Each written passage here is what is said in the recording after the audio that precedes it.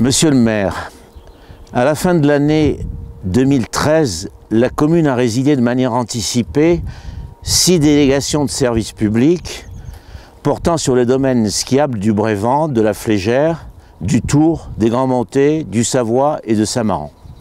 Cette décision était justifiée par la vétusté du parc des remontées mécaniques de Chamonix, 28 ans d'âge en moyenne contre 19 en France, et par la nécessité d'un contrôle plus efficace sur les profits, les tarifs et les investissements du délégataire, c'est-à-dire la Compagnie du Mont-Blanc.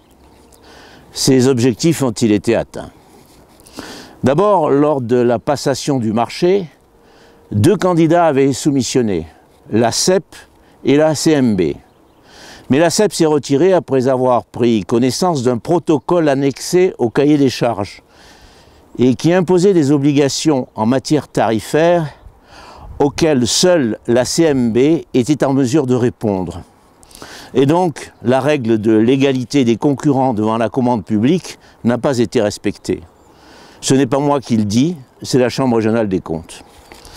Ensuite, la commune n'a pas recueilli l'avis de la commission consultative des services publics locaux qui doit, selon le Code général des collectivités territoriales, donner son avis sur tout projet de délégation de services publics.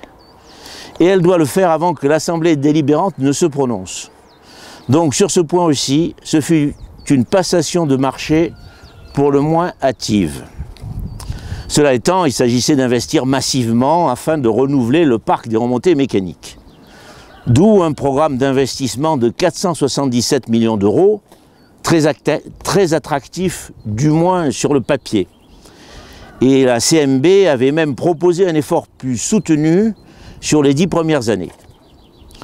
Mais le rythme des investissements n'a pas été à la hauteur des prévisions, car il a été étalé sur toute la durée de la concession, c'est-à-dire 40 ans, ce qui est bien trop long. Et puis il a été victime d'un mécanisme de révision complexe, défavorable à la collectivité. Enfin, aucun droit d'entrée n'a été exigé du délégataire, car ce droit s'est trouvé compensé au centime près par une somme de 85 millions d'euros que la commune aurait dû payer à la CMB au titre d'indemnisation de ces remontées mécaniques non entièrement amorties. Mais la commune n'a pas cherché à savoir comment cette somme avait été calculée. Quant au contrôle de l'exploitant, c'est-à-dire de la CMB, a-t-il été plus efficace depuis l'instauration de cette DSP unique? Il semblerait hélas que non. Le niveau des investissements a en effet diminué par rapport aux prévisions, 4,3 millions d'euros en rythme annuel contre les 4,95 prévus, alors que les tarifs pratiqués par la CMB, eux, n'ont cessé d'augmenter. La CMB arrive en tête du classement des 100 plus importantes sociétés d'exploitation de remontées mécaniques en France, mais Chamonix est la station de ski, eu égard au forfait, la plus chère de France. Et ces tarifs très élevés, qui continuent chaque année de croître, se justifient d'autant moins que la CMB affiche un taux de rentabilité interne supérieur à 10%. Un pourcentage notoirement excessif, contraire à la règle du profit raisonnable exigé des gestionnaires de services publics. Au lieu d'être distribuée aux actionnaires, une part plus substantielle des bénéfices aurait de toute façon mérité d'être réinvestie. Ces dérives ont sans doute été aggravées par l'absence d'un contrôle de gestion indépendant et vraiment professionnel. D'autant que la commission de contrôle des comptes des entreprises liées aux communes par des conventions de gestion de services publics n'a pas, elle non plus, été mise en place. Cette instance est pourtant rendue obligatoire par l'article 2222 du Code général des collectivités territoriales.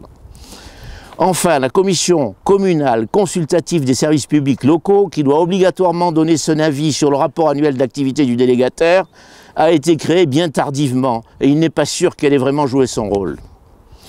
Il en résulte aujourd'hui un parc de remontées mécaniques toujours aussi vieillissant, dont les tarifs deviennent exorbitants et qui, si l'on en juge par le nombre de journées skieurs dans la vallée de Chamonix, chaque année en diminution, ne répond plus aux besoins de la clientèle.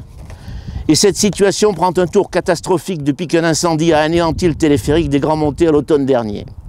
Alors face à un tel fiasco, je me permets de vous questionner, monsieur le maire. L'heure n'est plus en effet aux mesurettes, l'heure n'est plus au rafistolage.